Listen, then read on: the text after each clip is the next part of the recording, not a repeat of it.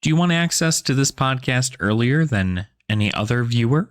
Consider becoming a channel member. All tiers get access to this podcast earlier than people who are not channel members, and it does help out this channel a lot. So if you do want to get all of the news updates, discussions, and market information for Flesh and Blood before anybody else, please make sure to become a channel member today. This podcast is also sponsored by Fyendal's Collection. Fyendal's Collection is a collection database website dedicated to showing you the market analytics of all things Flesh and Blood. Looking to track an entire master set? Fyendal's Collection has you covered.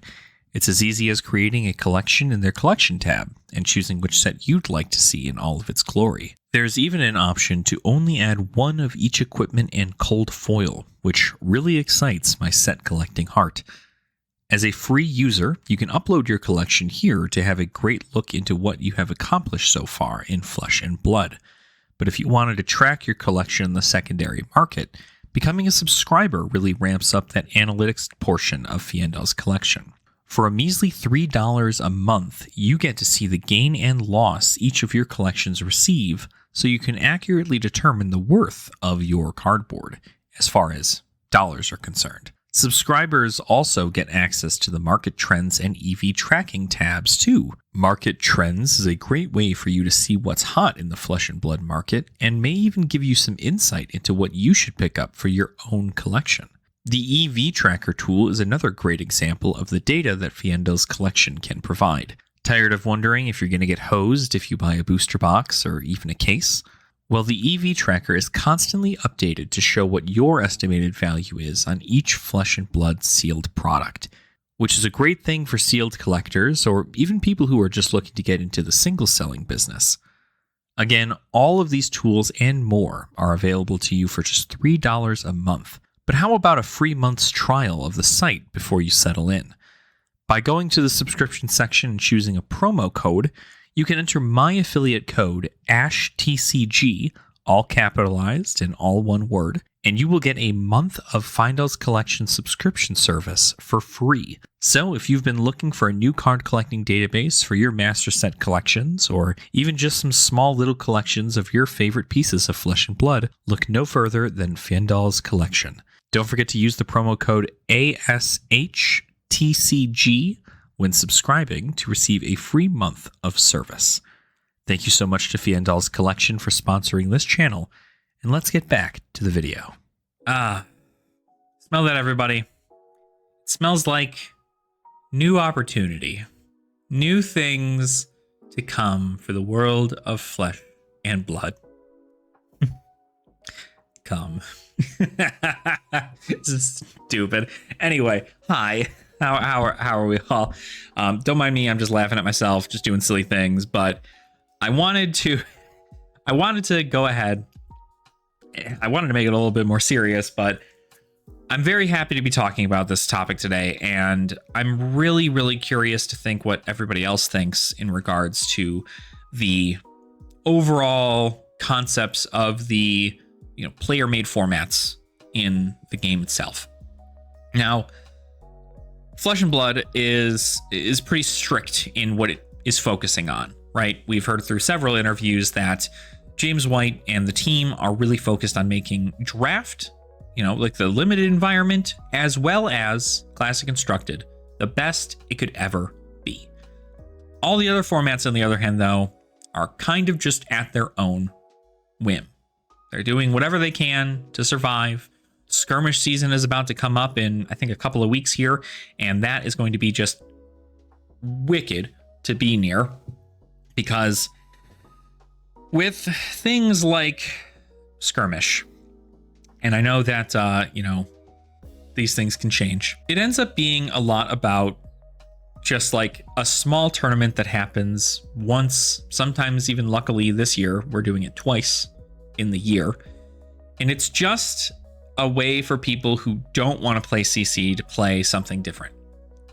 And in this scenario, we're also getting the Living Legend system, getting a section here in the Skirmish season. Normally, Skirmish season is only Blitz, but now Skirmish season is Blitz and Living Legend. which is great because of people who want to play Classic Constructed and prefer this, 80 card format over the 40 card, 52 card format, then there's an option for them. And having the option there is really good, especially since Living Legend is something that I know that LSS wants to build upon and make good with.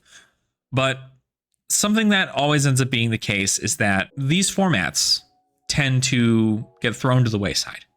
I see a lot of people focusing a lot on the Living Legend stuff as of right now, and the Blitz stuff I see every now and again. Obviously, Andrew over at Dice Commandos killing it with all of his videos of Blitz, getting people hyped up for that event and for that format, as he always does because he's a big fan of Blitz. But I feel like when you only have people focusing on Classic Constructed and Draft, or like a limited environment, you do end up losing out on a lot of stuff that could be really great for these new formats, or for these more budget-esque formats, or even something along the lines of like fan-made formats, right? But what I'm seeing now is actually really, really cool. What I've been seeing recently, and I want to reiterate, I don't know where some of them come from, some of them don't come from. I don't know where half of them do, but I believe most of them I'm going to talk about are going to be like strictly based around what I know. And that is Clash, right? Clash being a format that is fan-made. And Clash is something that we as a committee of players who play in the Clash bashes and play Clash almost regularly every single day, we have tons of information in regards to metas, things we can change, things we should change. We have direct community feedback, which is super good too, but we know to not go directly off of community feedback, we need to go off of data. Data is what makes these decisions for us, and that is what we end up doing. So for instance, Clash, we are our own committee. We don't focus on anything in regards to, LSS.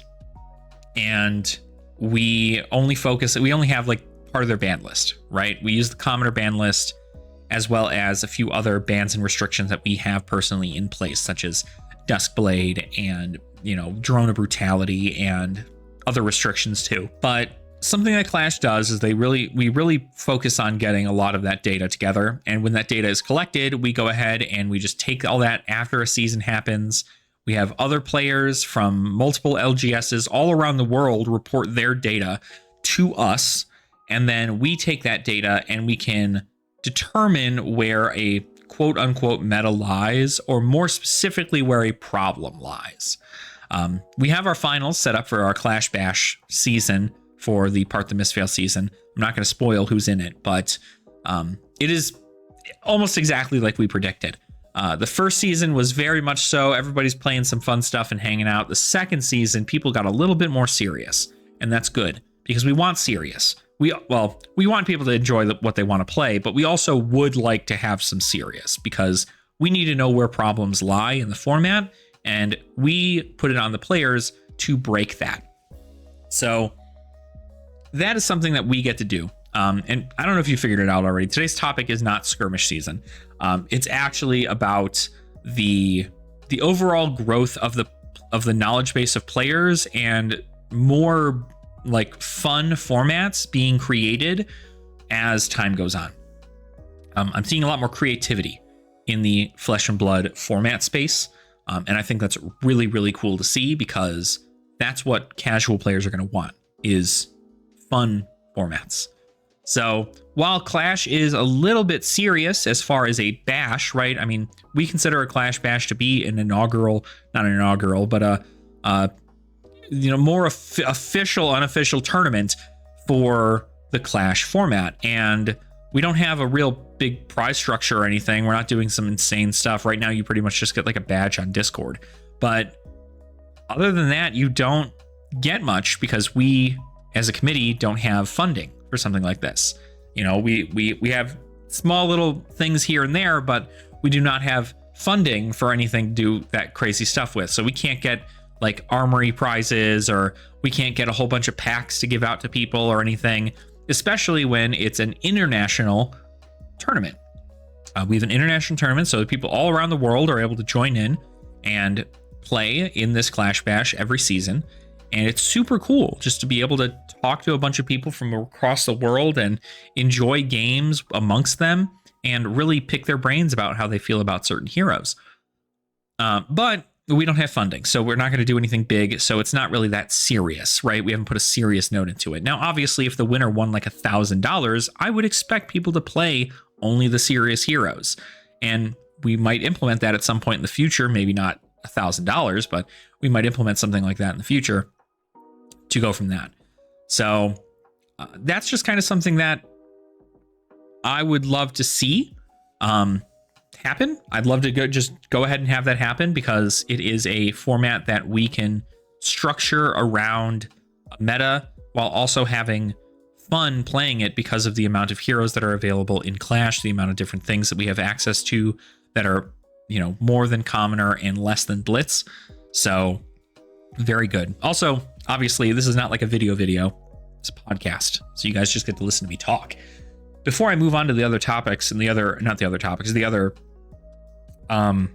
formats that I wanted to check out and talk a little bit about and enjoy and bask in the glory of their fun, creative nature, I wanted to make it explicitly clear, and I might make another video on this as a more like official one. We at the committee, and I'm speaking for all of the committee here, but I would imagine everybody's sentiments are pretty much the same.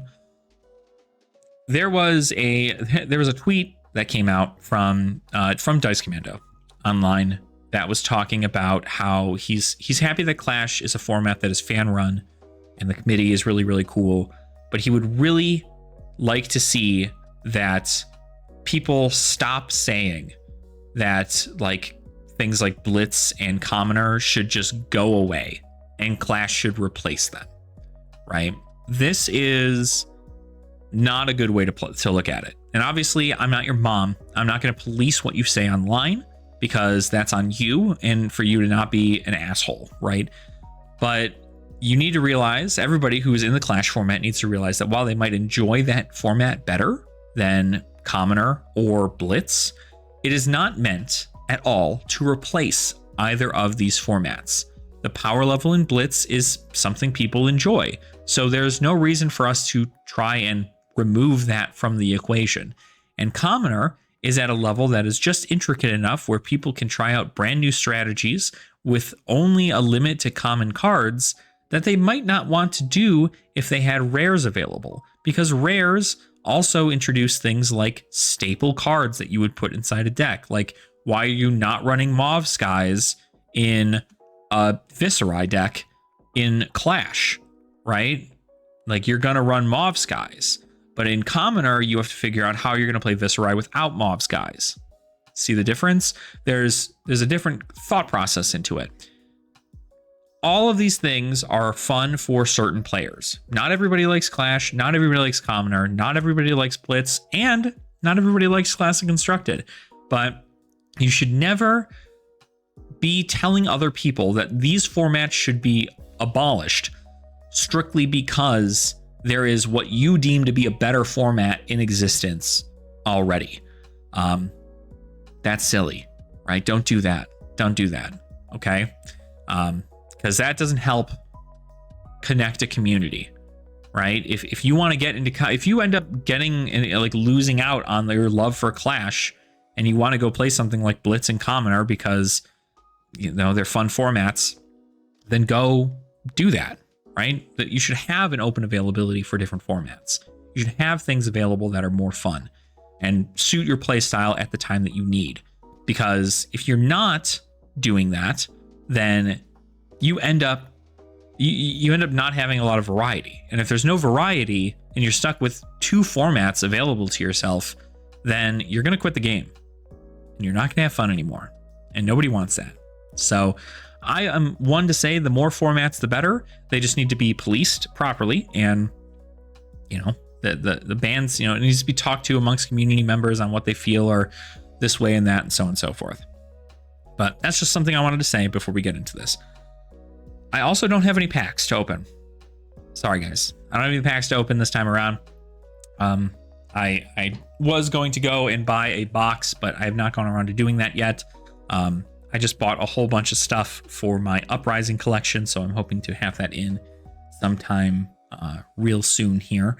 And then I'll be one step closer to finally having my full master set of Uprising. But enough of that. Let's talk about something else I want to talk about, which is Brawl. Now, you guys don't know what Brawl is yet. Some of you do.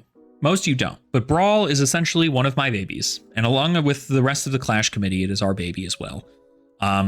Collectively, just one big baby. And this format, Brawl, is something that I'm hoping to eventually, you know, we have plans set up for it to be more like officially shown, unofficially shown, through means of Fabrary and stuff like that. But Brawl is something that I'm very excited to show you guys.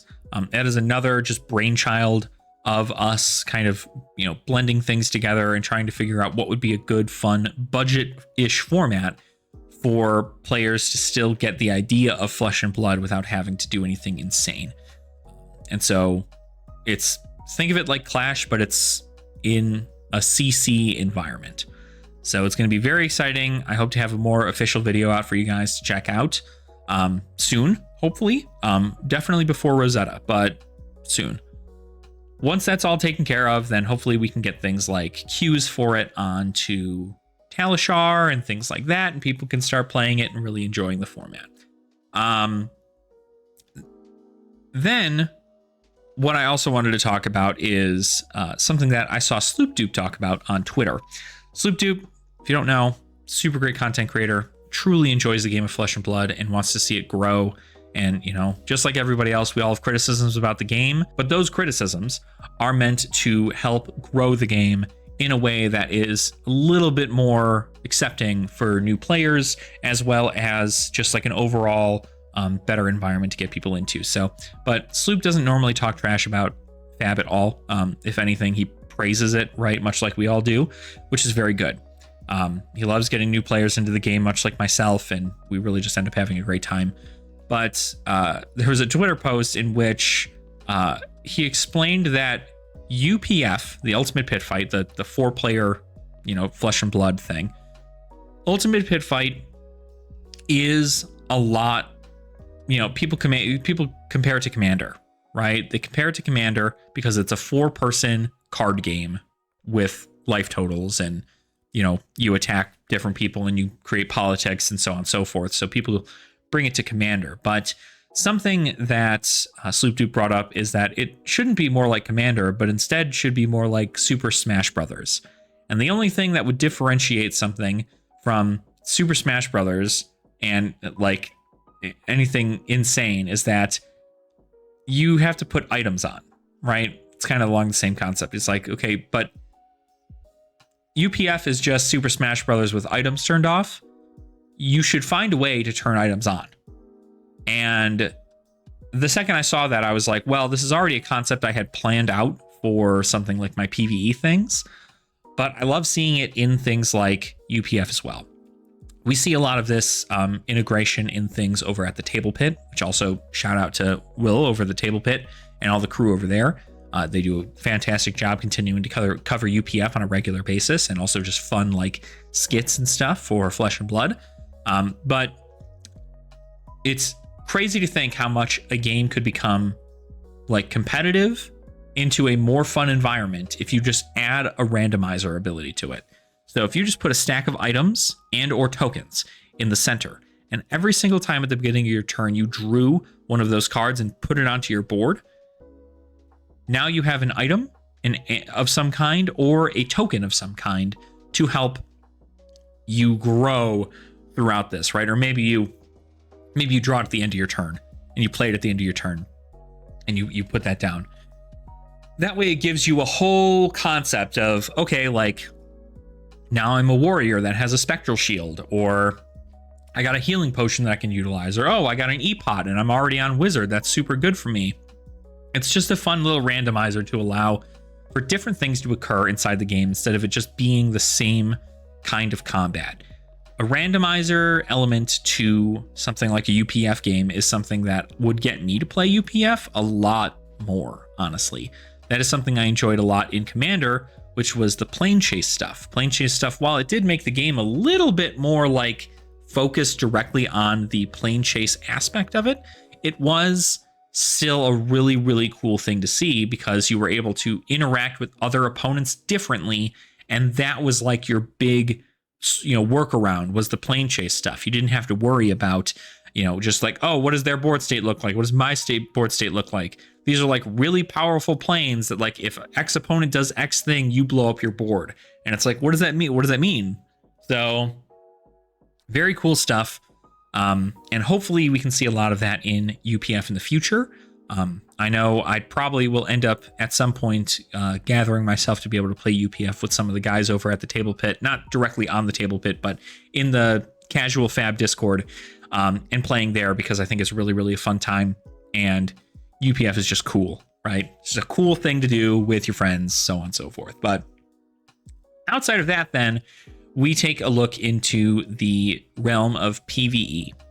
PvE has had a lot of upgrades and changes and thought processes through several different things. I'm creating my own kind of PvE aspect. I have to work on a lot more stuff for it, but I'm working on my own thing. I know Techlocrow's got his own thing. You have the Overlord Engine 2, which is what is it? What's the word? Like an automated enemy, essentially, that you don't have to be like a GM and like play as the villain or whatever. You essentially just have this creature on an app that you fight as you go throughout the game. The Overlord engine is very cool. Not my style, though. Definitely more of a GM kind of thing, which is why I look at stuff like Techlocrow's PvE dungeon style stuff.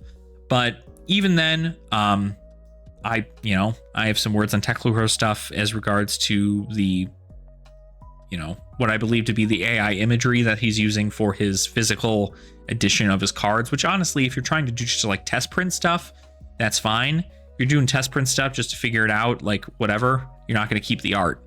But some of these are quite literally just heroes in the game that are played as the boss in these decks. And instead of even just deciding to use the actual hero card, instead Techlocrow is using AI imagery for it. And this is not like a slander thing. I don't know Techlocrow, and I honestly hope that he's doing great in regards to his methods of figuring out a PvE format that works with everybody. But I'm just not a big fan of AI generated art, and I can see it from a mile away in most cases.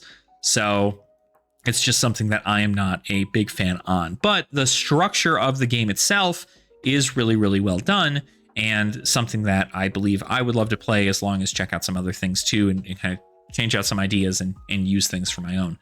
But that is really kind of like the big concept here. Before we get into our collector thing, I just wanted to again talk about how amazing it is that we, as a casual space, even sometimes competitive players, come in and they want to give their 10 cents, 2 cents, $1.50, however much, to getting something brand new started for Flesh and Blood. Because at some point, people are going to get super tired of Classic Constructed, and there will be new people to take those people's places inside the Classic Constructed sphere. But while that's happening, they need a place to go. And sometimes it's another TCG, but theoretically you'd like for them to stay inside Flesh and Blood and maybe just play something a little bit more fun.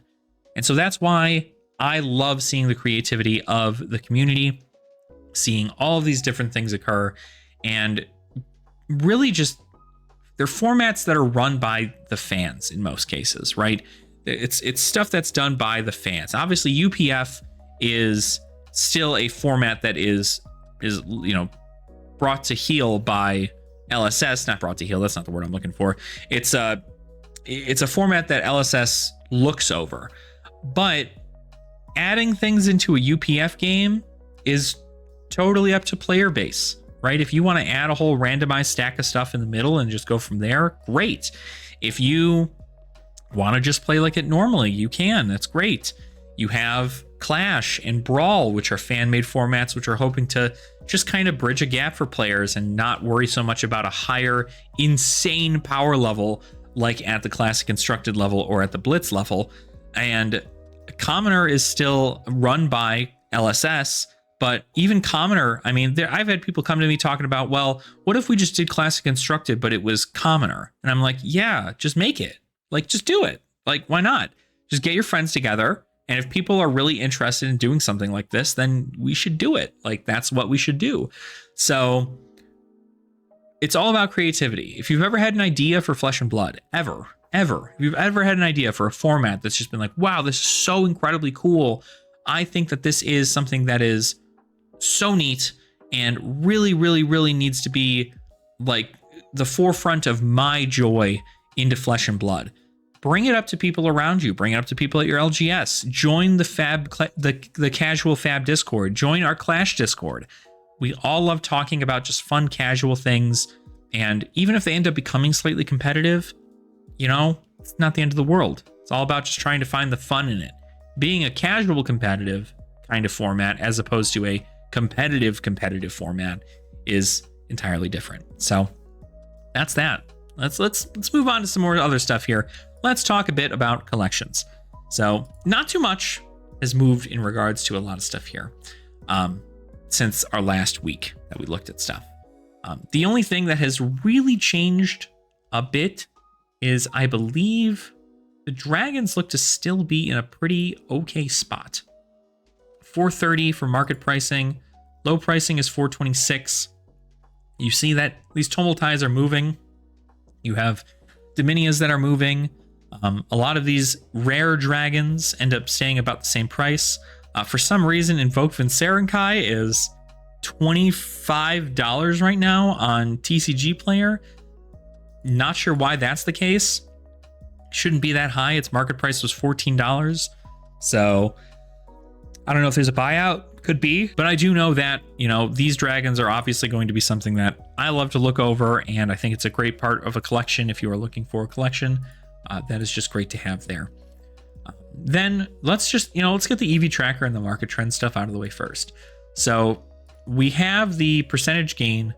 Let's look at just like the flat gain for this stuff then, yeah? This is the time in 3 days. So flat gain, not really seeing a whole bunch here. Crucible, War Unlimited, and Monarch First Ed still going up as far as their EV goes. Tons of value here. Crucible, War, and Monarch. Tales of Aria, still low, incredibly low. So I don't suggest buying a box of Tales of Aria anytime soon. Obviously, Welcome to Wraith First Ed, you're probably going to lose your ass on these. But EV has never really been like a super big thing in regards to Flesh and Blood boxes. I suggest that if you are not a single seller, don't worry about buying boxes. Buy like a case, maybe every like other month or something if you have the funds to do that.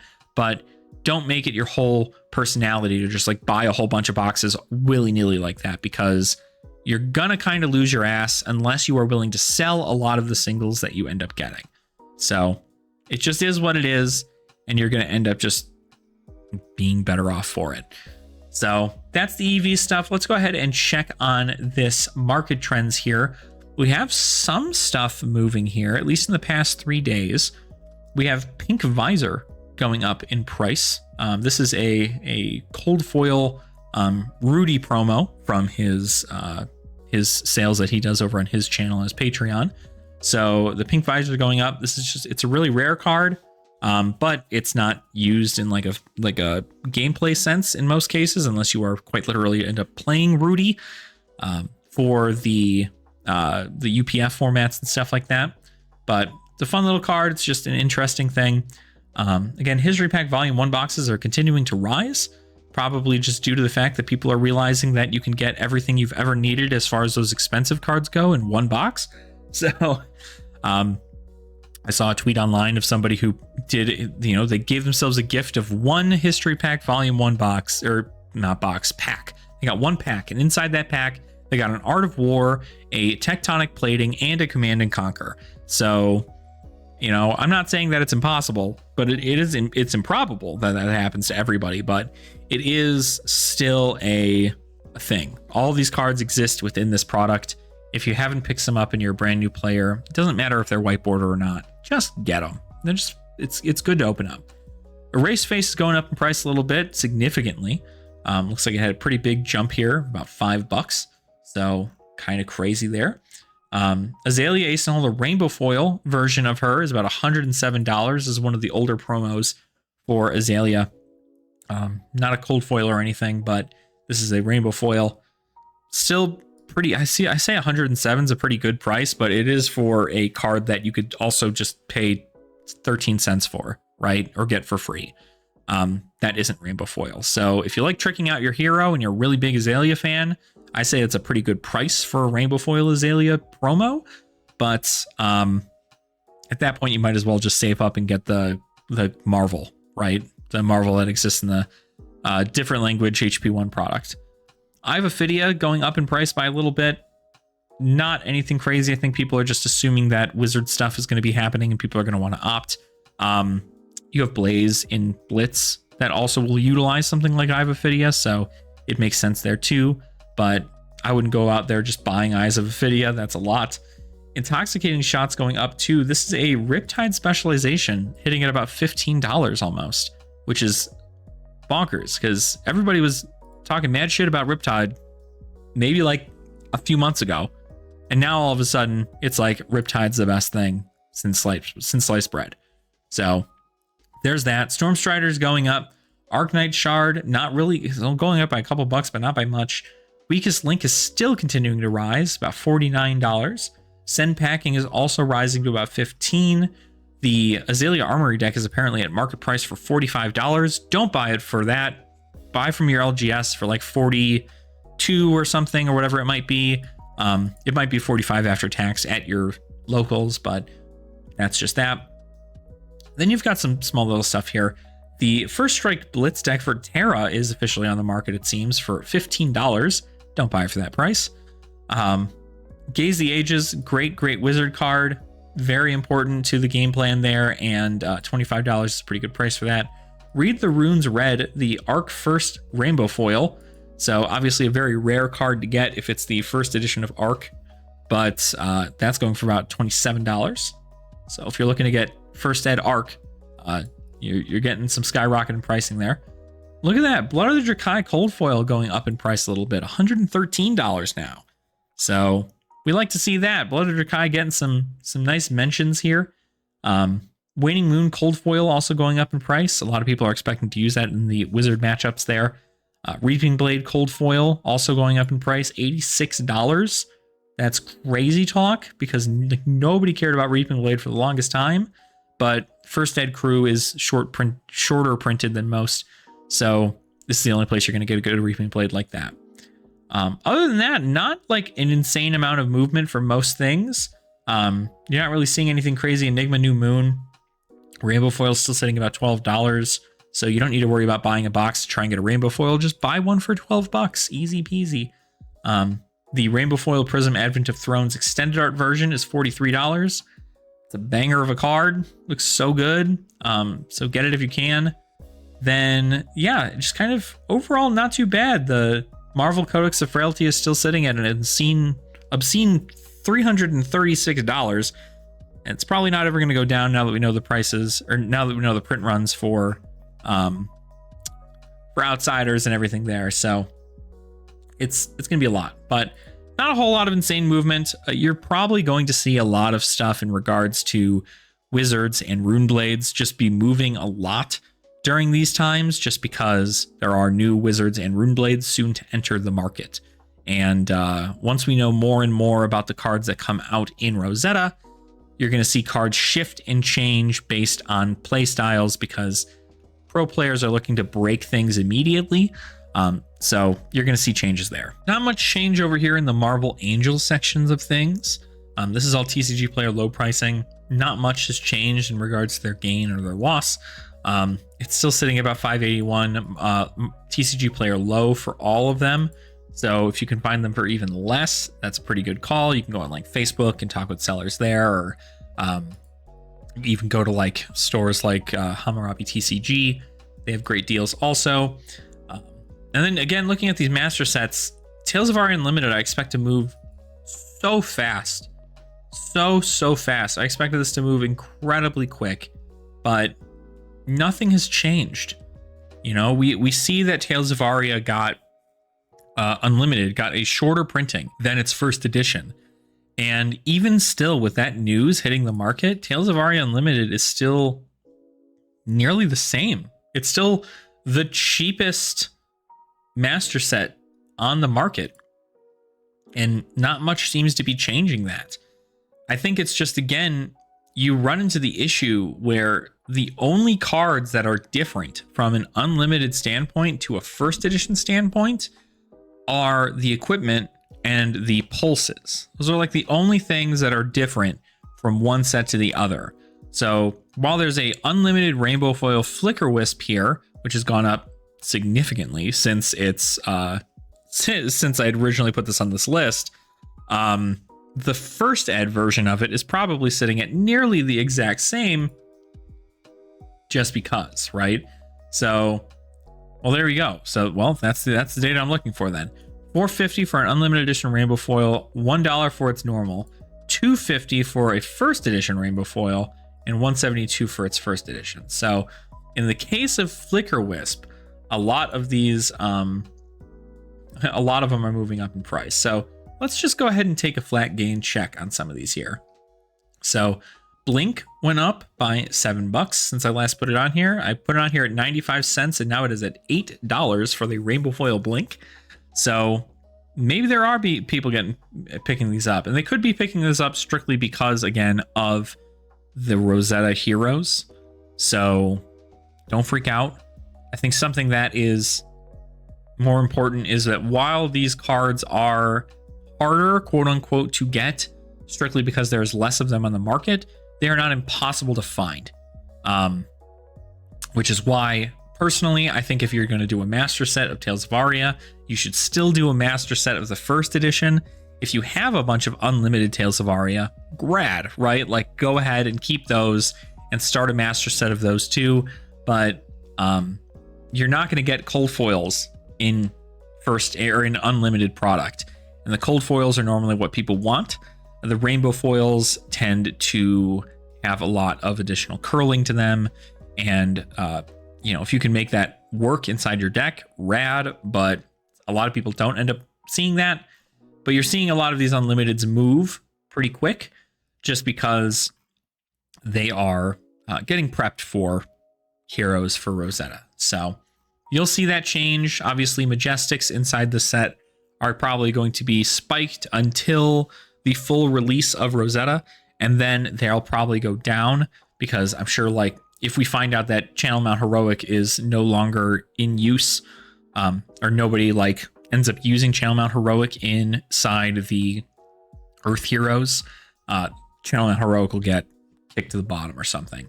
There's also a cold foil Channel Mount Heroic to be released as a prize for the skirmish season.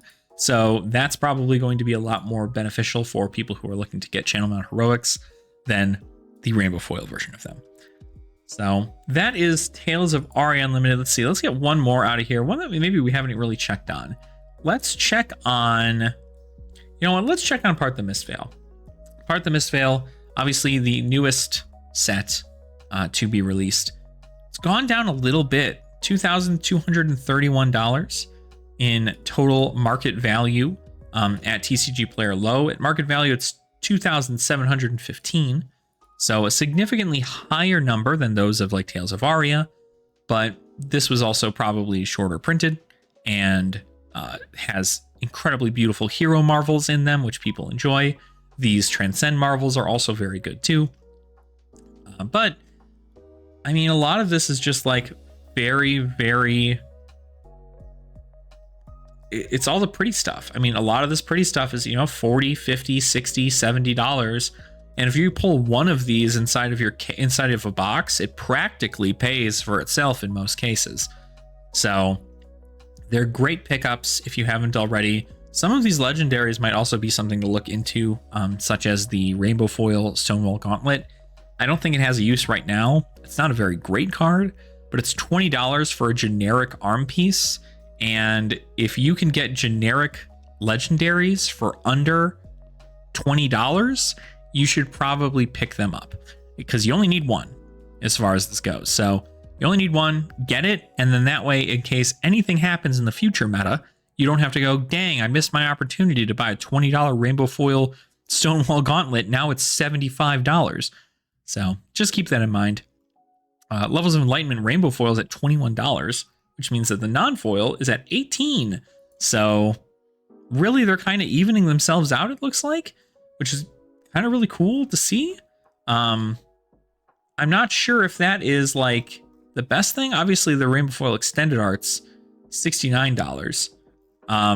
But these are pretty okay priced. Like at 20 a piece, I might actually buy a playset now. Initially, they were like 35, 40 a piece almost, and I'm happy they've gone down in price. So that's good. Mask of Recurring Nightmares, if you haven't picked this up, $16. Again, this is a legendary for only new right now, but this is a necessary card for you to play in new, and it costs $15 for the rainbow foil. The cold foil also only at like what, 100, 105. So it's also going to be extended art, this cold foil. So $105, super great deal, honestly. Meridian Pathway and 12-Bell Kasaya, these three are great pickups, and they're all for under like $15. That's crazy talk to me. Crazy talk. You can buy one of each of the big crazy legendary equipment pieces, the headpiece, the arm piece, the chest piece, and the legs, all for under $100. That's normally unheard of. So next time anybody comes to me and says, hey, these legendaries are so expensive, why can't I just play a hero that doesn't have like $1,000 in legendaries? I can go, well, shut up. And then of course, Kindle's doing really well. Long Draw came from frickin' Part the Mistveil, silly me. Lots of really, really good cards in here. Shadow Realm Horror Rainbow Foil for $3. I mean, what? Like, this card's so good. You run this in Levia all the time. And it's $1.69 for this.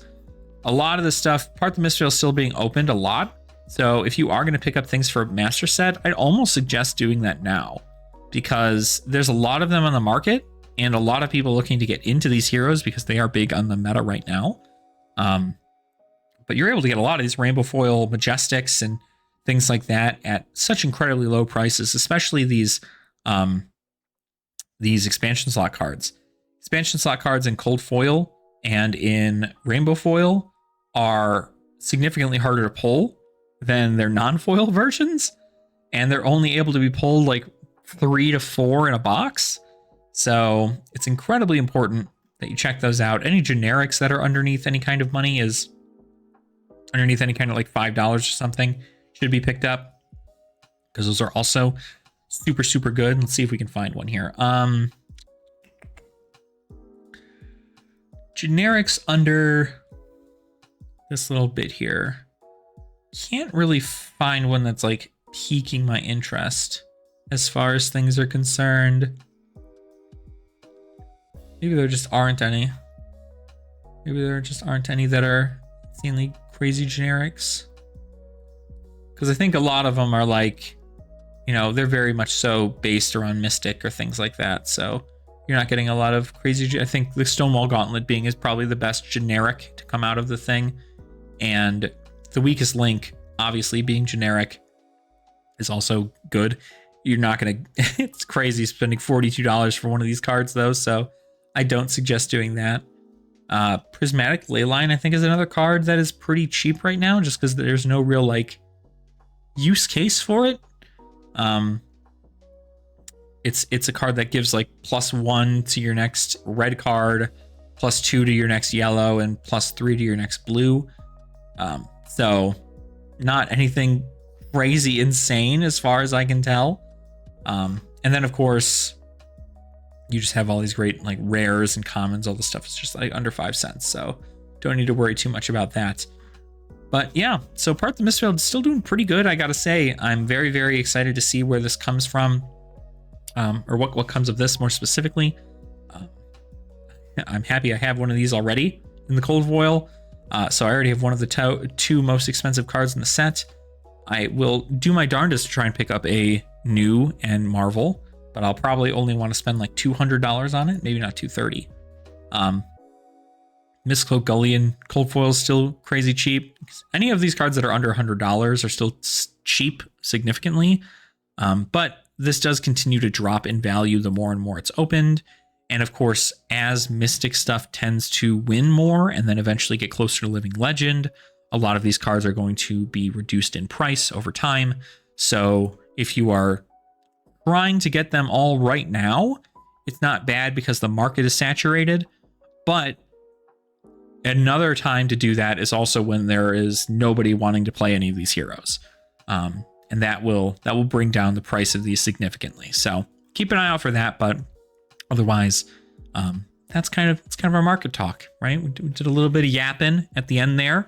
Everybody gets to learn a little bit about the world of collecting, and in my own world, at least for master sets.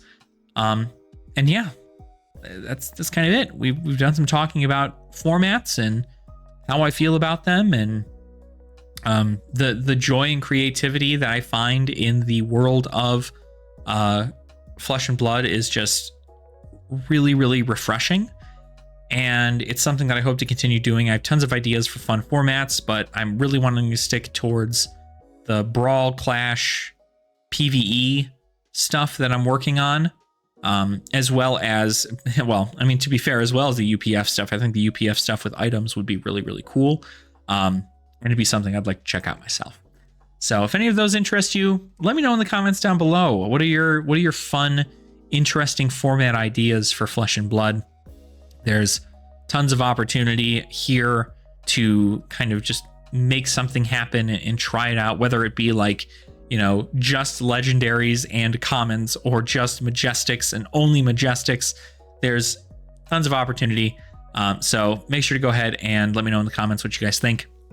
You can also go ahead and like the video, hit that like button down below. That goes ahead and shares a lot of this out to the rest of the YouTube algorithm. So if you want more and more people to talk about Flesh and Blood here on Asherwing's TCG, you gotta share it with everybody. So hit that like button.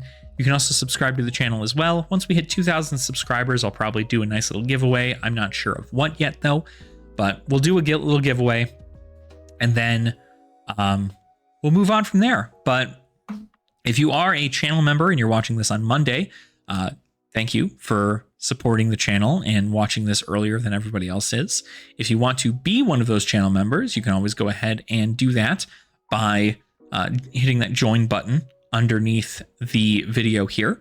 And you can join for like $3 a month, or it's like $2 a month, $5 a month, and like $10 a month or something. So whichever one you want to go do, go ahead and do it. I get a cut, obviously, off of some of that, and you get access to this podcast early, as well as emotes and loyalty badges and stuff like that too. So thank you all so much for joining me here on the Common Language Podcast. It's been a pleasure to talk about my favorite game with all of you, and I hope that you all continue having fun in the Flesh and Blood. And I will see you all on our next episode of the Common Language.